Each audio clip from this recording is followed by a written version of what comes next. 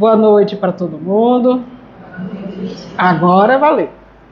Então é sempre gratificante poder estar aqui, ter a oportunidade de refletir sobre a mensagem de Jesus, os seus ensinamentos, as suas palavras que sempre ecoam ao longo do tempo e que vai cada vez mais fazendo sentido para nós, vai nos esclarecendo e vai nos educando no nosso processo evolutivo.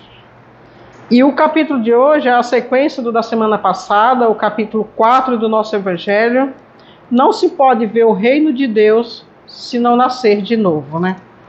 E hoje a gente vai estar falando sobre os laços de família, são fortalecidos nos processos de reencarnação.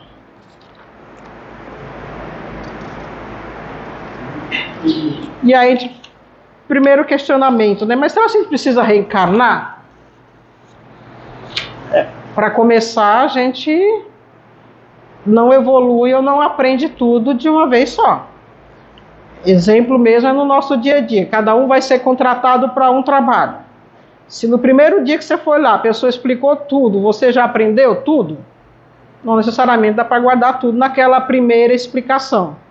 Naquela primeira leitura, quando a gente faz de um livro, a gente acaba não compreendendo. A gente precisa repetir algumas lições para que a gente possa aí estar compreendendo melhor a lição e aí estar aprendendo, possamos aí estar colocando em prática. É assim que as coisas vão funcionando. Então, reencarnar e independe da crença. Ah, mas eu não acredito. Tá bom, mas você vai desencarnar? Vai. Vamos morrer? Fisicamente, vamos. Esse corpo perece. O meu e o de todos nós. É da lei, não é novidade do espiritismo, não é novidade da doutrina, não. É da lei. Antes do espiritismo ser codificado por Kardec, todo mundo já desencarnava. Todo mundo morria. Então hoje também a doutrina só vai elucidando a gente para que a gente compreenda melhor. Então, quando no nosso dia a dia alguém fala assim, eu não pedi para nascer, pediu. E ainda fala, como a gente fala lá no interior, e pediu foi com gosto.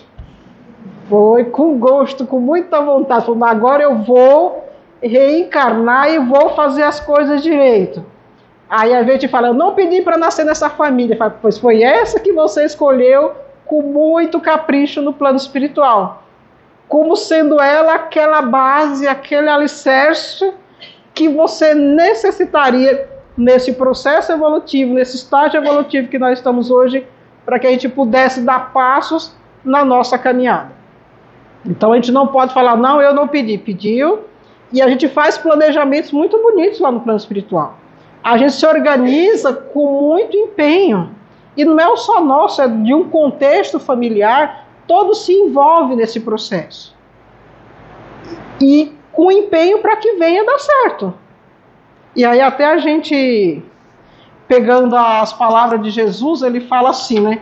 Quando a sogra de Pedro pergunta o que é o lar, né? Como que pode, né? A organização, ela fica meio confusa e aí Jesus responde assim. O lar é a escola das almas. O templo aonde a sabedoria divina nos habilita, pouco a pouco, ao grande entendimento da humanidade. Olha o exemplo que ele está dando, né? Ou seja, Deus, o plano espiritual, nos coloca num contexto familiar pequeno, gente. E a cada dia está diminuindo mais, né? Se você pegar bastante tempo atrás, as famílias tinham 10 filhos, 15 filhos, 20 filhos. Hoje já tem um, tá? No máximo 2. O contexto familiar está diminuindo. Mas o comprometimento e a responsabilidade desse lar não diminuiu com a quantidade de habitantes que ali fazem parte. Então é naquele lar, é naquela família que a gente vai aprendendo a nos burilar. É ali que a gente vai aprendendo a conviver com as pessoas que ali estão à nossa volta. E mais ainda, a gente um vai ajudando o outro. Um vai amparando, mas quem está na minha casa não é uma pessoa tão agradável. Ao meu olhar. E ao olhar dele, como será eu naquele contexto familiar? Então a doutrina espírita vai nos convidando para que a gente possa ir tendo um olhar para nós mesmos. qual é o meu comportamento, qual é a minha atitude. Porque o título do capítulo nos fala assim, não se pode ver o reino de Deus se não nascer de novo. E aí muitas vezes a gente fica sentado achando que só encarnar e desencarnar, encarnar e desencarnar, a gente já fez tudo.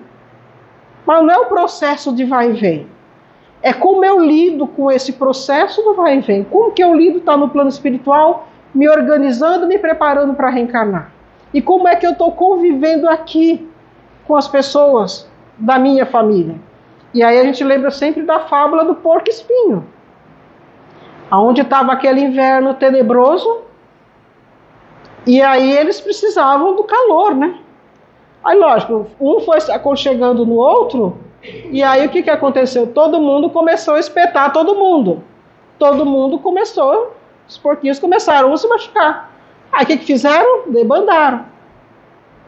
E nessa debandada começou a morrer. Porque eles não tinham sozinho calor suficiente para se manterem vivos. E aí aquela história. Então, é melhor nos espetarmos um pouco, mas nos mantermos vivos. E eles voltam a se agrupar. Eles voltam a se reunir. E nesse aconchego, é lógico, um bate daqui, outro bate lá, vai quebrando os espinhos, vai ficando mais fácil o contato. E é exatamente o nosso processo da reencarnação. A gente está num lar que a gente precisa, de vez em quando, a gente vai espinhar alguém, alguém nos espinha.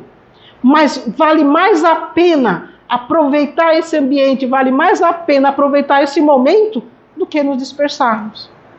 Porque da mesma forma que o porco-espinho, ele se distanciando, ele perde o calor, ele morre, nós nos distanciando das pessoas, nós também estamos, entre aspas, perdendo uma grande oportunidade de desenvolvermos dentro de nós virtudes. Ah, mas eu preciso desenvolver a paciência porque eu não tenho. Não vai ser num ambiente calmo, não vai ser num ambiente sereno que você vai desenvolver a paciência. A paciência a gente desenvolve diante das situações que vai nos motivando a agir, ter atitudes de paciência. Eu não vou desenvolver dentro de mim a virtude do perdão se eu ficar morando isolado. Se eu fizer a minha casinha lá na praia, ficar sozinho lá tomando sol, eu não vou desenvolver o perdão. Como que eu vou desenvolver essa virtude se eu não convivo com pessoas que eu entro em rota de atrito? Aonde eu tenho que aprender a ceder um pouco mais. Aonde eu tenho que ter tolerância da mesma forma que o outro tem que ter comigo. É natural, é da lei de Deus convivermos em sociedade. Porque a gente só cresce em sociedade.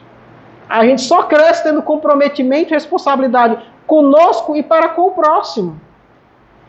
Ah, é fácil? Essa receita não é fácil. Tem manual? Não. Mas poderia falar que não, mas também posso falar que sim.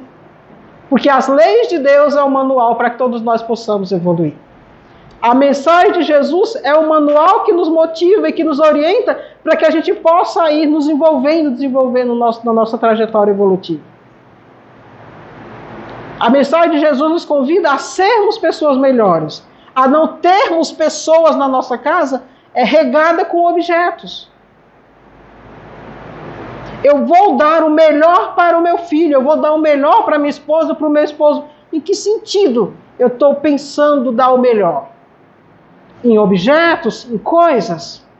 Talvez não seja necessariamente o mais necessário nesse momento na nossa trajetória evolutiva, pensando o quê? Do outro lado que eu vou estar oferecendo um monte de coisas, tem uma pessoa que ela é muito vaidosa, tem uma pessoa que ela é um pouco ciumenta. Se eu percebo isso, eu não posso enchê-lo de coisas.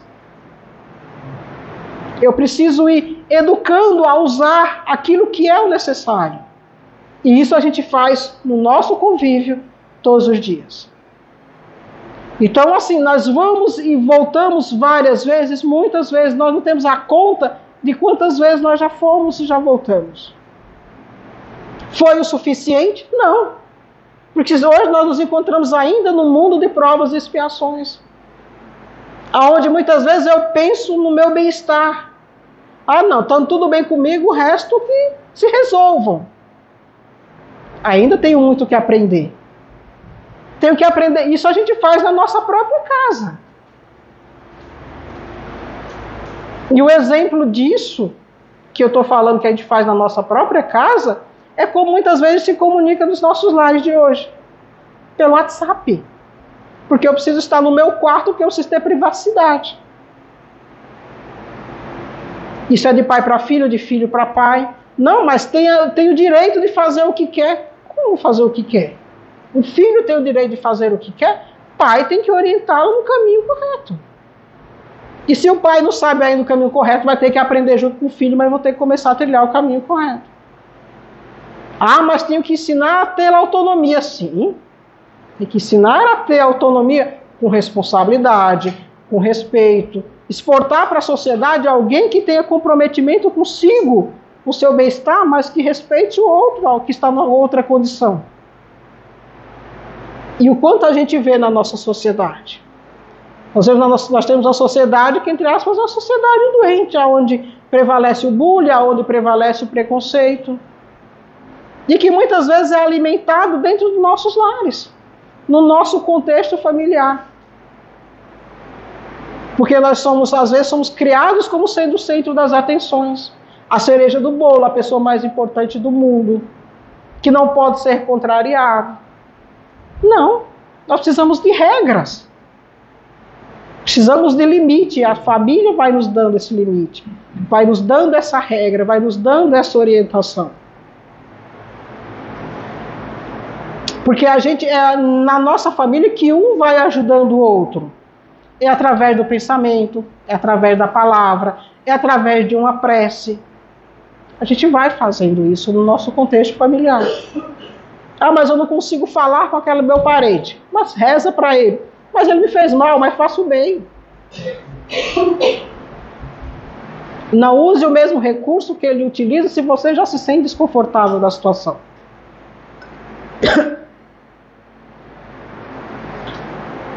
Se a gente já aprendeu a fazer o certo, não temos como ficar repetindo os erros porque o outro está fazendo.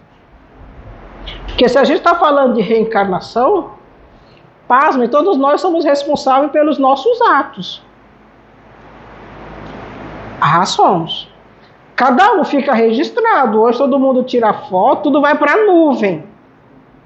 Já tinha essa tecnologia no plano espiritual de muito tempo.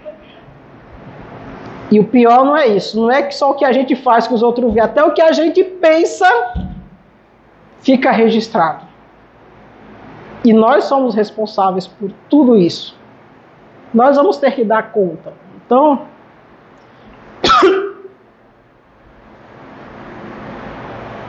que a gente possa ir tendo essa noção de o quanto a gente tem comprometimento.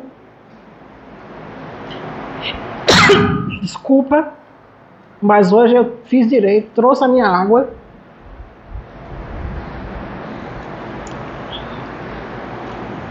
Então, falar da encarnação e da reencarnação, não precisamos, repito, ficar no vai e vem. Eu posso renascer hoje, mudando de atitude. Eu devo renascer hoje, mudando o meu comportamento.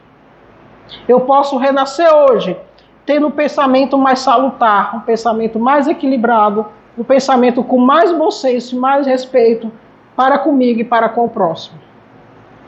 E aí outro dia eu estava vendo as mensagens que a gente recebe um monte de bom dias no WhatsApp, né?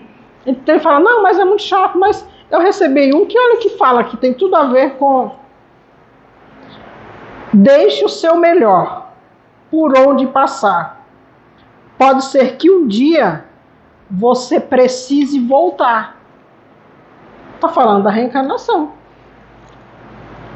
Faça o seu melhor sempre. Porque nós vamos voltar. Então, se eu quero uma família de paz, não espere a próxima reencarnação chegar. Construa ela agora. Edifique os alicerces, as bases dela. Mas não edifique tentando educar o que está à sua frente. Seja o que está no papel de pai, de mãe, de filho, de avô, de tio. Modifique, reorganize o seu lar da próxima encarnação, educando a você mesmo. Se você quer um ambiente de paz, construa esse ambiente de paz em você, nos seus pensamentos e nas suas ações. Porque é da lei de afinidade. é da lei de sintonia, é da lei de propósito estarmos encarnados. Ah, mas eu tenho alguém muito difícil na minha família, mas você tem condições. O fardo de Deus, ele não dá mais além das nossas forças. Ele dá aquilo que a gente pode fazer. Então que a gente possa ter esse comprometimento. E mais do que o comprometimento, a vontade de fazer o melhor. Então faça o melhor hoje, porque amanhã você vai precisar passar nessa mesma estrada. Não adianta você passar numa estrada e destruí-la, se você precisar voltar. Que caminho você vai ter para percorrer? Então a encarnação de hoje, ela pode ser melhor. Ah, mas a minha família, ela não é legal. Mas você pode ser legal. Que não consiga agradar todo mundo, mas seja alguém legal com as leis de Deus. Coerente e responsável, como nos convida a lei de Deus. Aí você está seguindo o caminho certo, independente do que o outro faz. Nós não somos responsáveis pelo que o outro faz. Nós só damos conta daquilo que nós fazemos e daquilo que nós pensamos. Que a gente possa ter essa consciência, esse entendimento, essa compreensão da lei de Deus. E não esqueçam, façam o melhor. Talvez a gente precise voltar novamente a trilhar aquele mesmo caminho e conviver com aquelas mesmas pessoas. Inclusive nós aqui. Poderemos em outra encarnação estarmos aqui conversando. Às vezes do lado de lá a gente pode estar dando comunicação. Tudo pode acontecer, porque faz parte do nosso processo natural de caminhada evolutiva. Que tem a família, tem o parentesco consanguíneo e tem aqueles que são por lei de afinidade. E nós estamos aqui por afinidade, buscando uma condição melhor, buscando um esclarecimento, buscando seguir as leis de Deus. Isso também é lei de afinidade, é lei de sintonia. Boa noite a todos e muito obrigado.